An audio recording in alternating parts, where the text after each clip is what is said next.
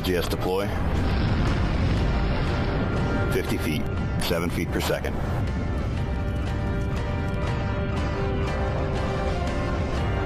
Touchdown. Engine stop.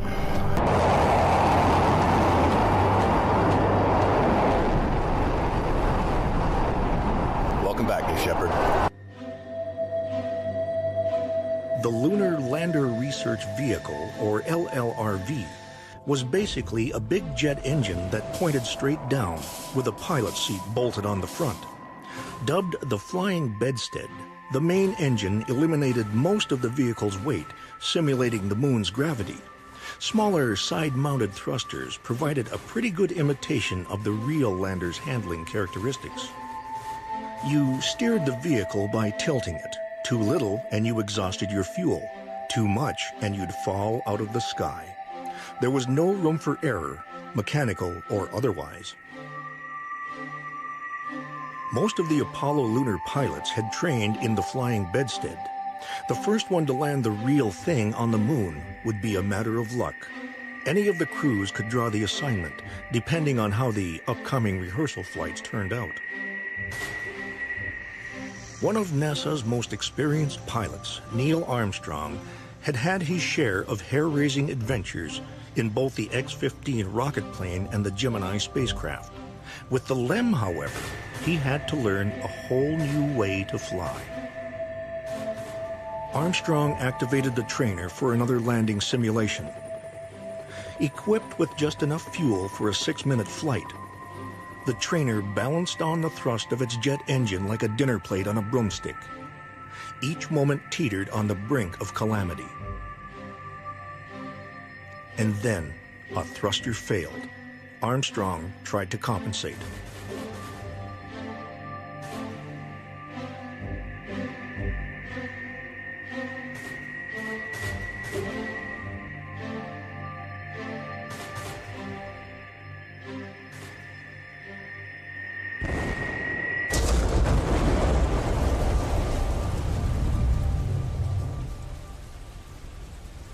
Armstrong pulled the ejection ring at the last possible moment. That flight is in the camera box.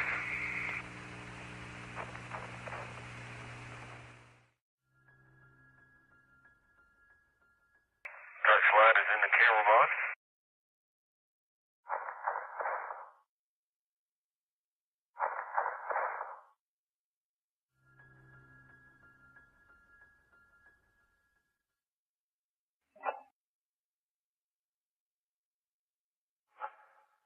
Right here.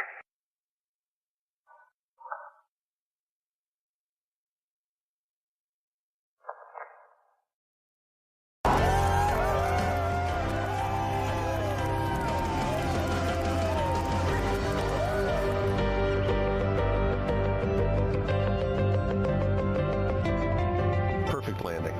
We made history today. Now, who wants to go to space?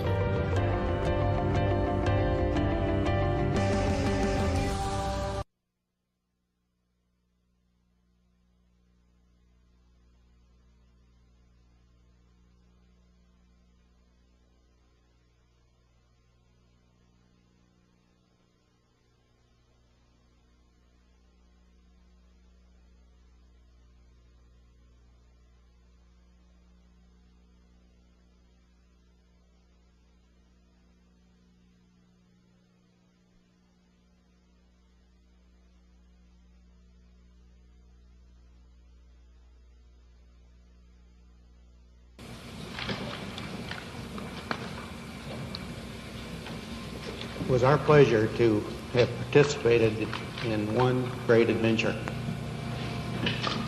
It's an adventure that took place not just in the month of July, but rather one that took place in the last decade.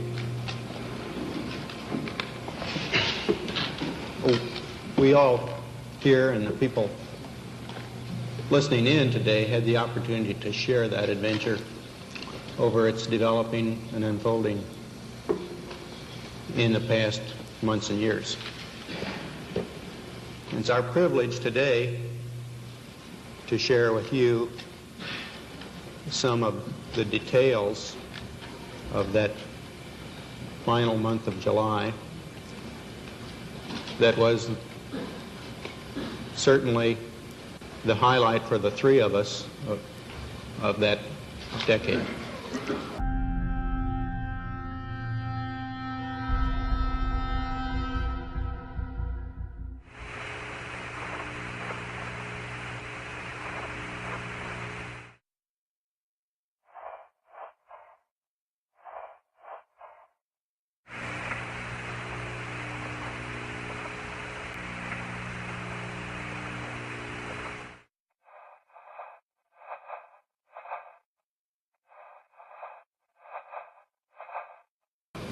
We're going to divert a little bit from the format of past press conferences and talk about the things that interested us most, in particular the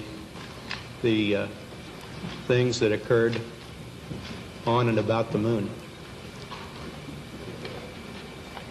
We will use a number of films and slides which most of you have already seen, and with the intent of pointing out some of the things that we observed on the spot which may not be obvious to those of you who are looking at them here from the surface of Earth.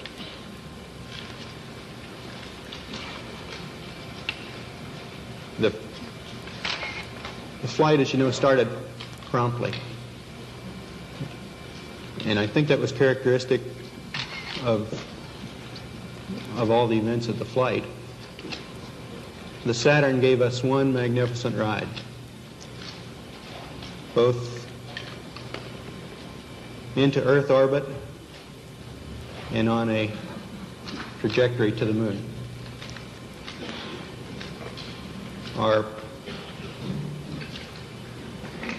Our memory of that actually differs little from the reports that you have all heard from those previous Saturn V flights, and the previous flights served us well in preparation for this flight in the boost as well as the subsequent phases.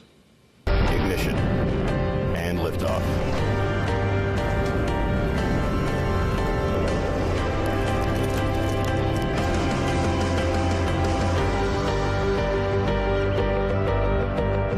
Approaching max Q. Main engine cut out.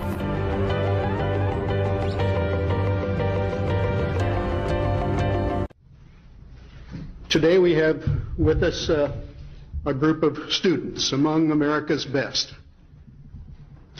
To you we say, we have only completed a beginning. We leave you much that is undone. There are great ideas undiscovered, breakthroughs available to those who can remove one of truth's protective layers.